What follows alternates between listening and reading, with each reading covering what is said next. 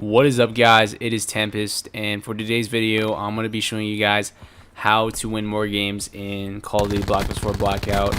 And to start things off, guys, I want to be talking about the best places to land in Blackout. So for me personally, I like to land in Fire Range and Rivertown, and the reason being is because landing those places, it can give you a lot of good loot, and I always want to strive to get a lot of kills when I do win, and those are the places where most people land. So I usually get at least 3 to 5 kills right away. If I'm lucky, I might even get 7. So it really depends. But for new players, I really don't recommend landing those places. If you're still trying to learn Blackout, I really recommend just staying outside of those areas. I found that Fire Range, Rivertown, and train station, those, and also construction site, those places are really crowded. So if you want to be able to last longer in the game, just land outside of those areas and you'll be good. And make sure you land in places where you could find at least an armor or guns, because there are some places out there that don't grant you that. So you want to make sure that you're going to be able to find decent weapons and armor, because if you don't have armor in this game, yeah, you're not gonna have a good time. So armor is very important, guys. That's the next thing I want to talk about. Any kind of armor is gonna help you out, guys, because the armor is pretty OP in this game, and if you don't got armor, you're pretty much screwed. Doesn't matter how good your aim is, the guy with armor is gonna win like 80% of the gunfights. So make sure to find some armor right away. If you don't have armor, just run around, do something to find armor, kill somebody you have to. Just do anything to just obtain some armor, because those are game changers. Another thing is, guys, I'm going to be talking about the best guns to use in the game. And for me, I really like using a sniper and a submachine gun, because I like using snipers, because snipers I'm pretty experienced with, and they're really useful, especially in the final circle. You can really find guys and kill them pretty quickly if you know how to snipe correctly. And my favorite snipers are the Outlaw, Paladin, and I'd say the SDM could count as a sniper too. So those 3 weapons are the best long-range weapons to be using.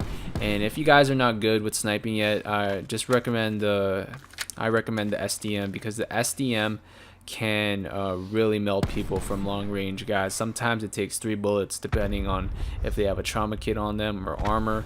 But wow, the SDM is really OP. I played with it a lot of times already, and I can't tell you enough how good that gun is. So if you ever do find it, pick it up right away. Make sure you have a sight on it, because the iron sights aren't the best. And yeah, make sure to add some attachments. It's gonna make it way stronger. Extended barrel, grip, whatever you can find, just to upgrade it, and you'll be all set. For submachine guns, guys, I really love the Spitfire. I know everyone's been talking about the Spitfire, and there's a reason why people are talking about the Spitfire being the best. It really melts people like from close range, guys. It's highly effective at close range. No shotgun can beat it. Out of all the submachine guns I've been using, the Spitfire is the most consistent. It just does damage, even from like medium range. It's really good with medium range if you got extended barrel on it and grip. The recoil isn't too bad, so if you have grip, it's actually really manageable for me personally. So those are the best combinations: a sniper and a submachine gun. And that's pretty much it, guys. Also, make sure you have some throwables, because even if you don't have armor, there are some times where I win games because I have a concussion. Like, there would be a guy, you know, he had like level 3 armor, but the concussion really changed how the game played out. It changed the outcome drastically. I just threw that concussion, and you know, when you get concussed, you can't really do much. So when he got concussed, he was just frozen. He couldn't do nothing. Like, he basically already lost the match. So a concussion is highly helpful. And also make sure to grab a few cluster grenades, not too much, because you want to, you know, equip other throwables, like a grapple gun could be useful, and also a sensor dart. Sensor darts are amazing in this game. You can find anybody. I really just recommend using it for the final circle, because you know it's going to be easier to spot people. And the sensor dart circle, once you pick a place where you can plant it, it's going to be about the same size as the final circle, so you're going to be able to see everybody. And yeah, it's just going to make things a whole lot easier for you. And that's pretty much it in terms of, you know, throwables. Now we're going to get to the perks. The best perks to use for me are awareness, paranoia, and dead silence. Spot on, because dead silence, nobody will be able to hear your footsteps, and as you may know, the footsteps in this game are pretty loud, and if someone hears you, then you're going to be expecting a tough gunfight. So if you have dead silence, you're going to give yourself a chance to flank opponents and surprise them. And yeah, just overall useful. And additionally, dead silence is probably my favorite perk in the game, because every time I use it in the final circle, I usually win the match. So make sure you save that, don't use that right away. And also awareness, you pair those two up, they go hand in hand, and they're just the perfect combination. Skulker is also pretty good. It's basically like dead silence, except you just gotta remain crouched so no one can hear you, because what that perk does is it lets you crouch fast. Like when you're crouched, it lets you move faster, and obviously when you're crouched, you're gonna be quieter. So that's that. The only bad perk, I wouldn't say it's bad, but like the least useful, is Brawler. I mean, it's okay in the beginning, but no one really uses that. I'm sure everyone's gonna be using guns later on in the match, or for the majority of the match. So if you ever do find a Brawler, don't even bother with that one. Make sure you just pick up some perks, but the most useful ones that you should save is dead silence, awareness, so remember that. Okay, the next thing I'm going to be talking about is how to play the circle.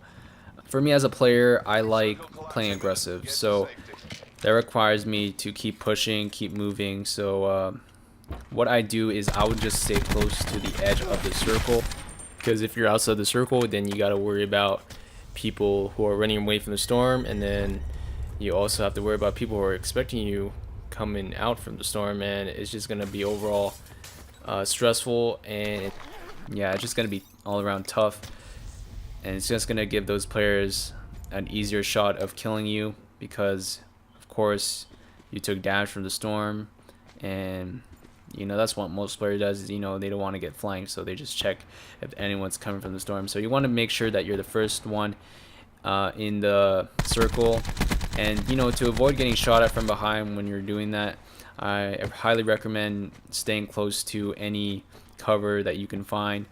I don't know what it is, scoot and loot, or the loot and scoot, same thing, but I'm gonna call it scoot and loot. I feel like that's the proper term. So when you scoot and loot, it essentially means that you're always moving, trying to improve your loot. Yeah, you're always moving around, you're not being stationary, and you're just constantly picking up loot after loot after loot, hoping that you can find something better. Let's say you have level 1 armor, you want to go from building to building trying to find that level 2 armor, or you can find a trauma kit somewhere. You know, you never know what you can find in Battle Royale, so you always want to constantly try to improve whatever you have already. And yeah, it makes a big difference, because I feel like that's the key, guys.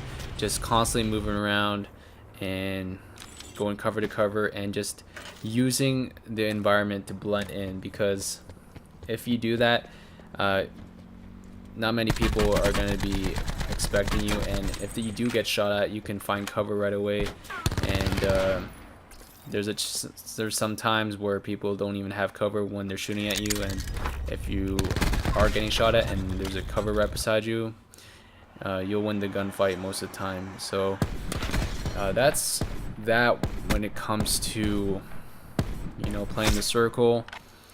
And another thing is, guys, really important, in the beginning I like playing aggressive, and once it reaches around like 15 players left or 10 players left in the match, I tend to play a little bit more passive, because you know, in solos there's a lot of people, you know, trying to survive, of course, so they don't want to get seen. People could be laying down in the grass, hiding behind a rock, hiding in a building. So you want to be extra cautious when it comes down to the top 15 players, because a lot of people don't want to expose themselves. So when you're going inside a building, you gotta be careful. Use a concussion if you have to. I don't know. Just try to listen in for people, and yeah, just before you approach a building, just make sure that no one's in there, because I've died plenty of times not making sure if there's a player inside. So you just want to take that extra precaution and just remain aware of your surroundings, and you'll be all set. So hope you guys found this video helpful. If you enjoyed this video, please like and subscribe if you enjoyed the content so far. And I just want to help out people who are, you know, having a tough time trying to get either their first solo win, or they're not getting as many wins as they want.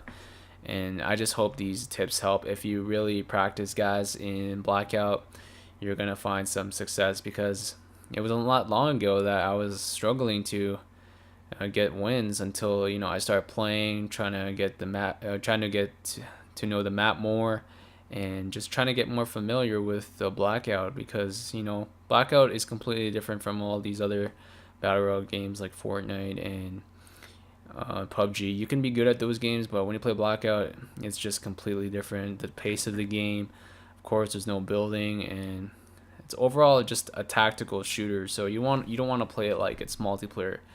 Of course, multiplayer is just people rushing around trying to get kills, but here you got to be extra aware of what's going on. So yeah, hope you guys enjoyed this video. Like I said, hope you found it helpful. I'm gonna be live streaming almost every day. If I don't live stream every day, then I tend to live stream like every other day. And I've been enjoying Blackout so far, and I'm striving to get better. Also, I'm not gonna say that I'm the most experienced player, but I'm sure these tips helped me out as well. So that's pretty much it, guys. Thanks for watching, and it's Tempest, and I will see you guys in the next one. See ya. Peace out.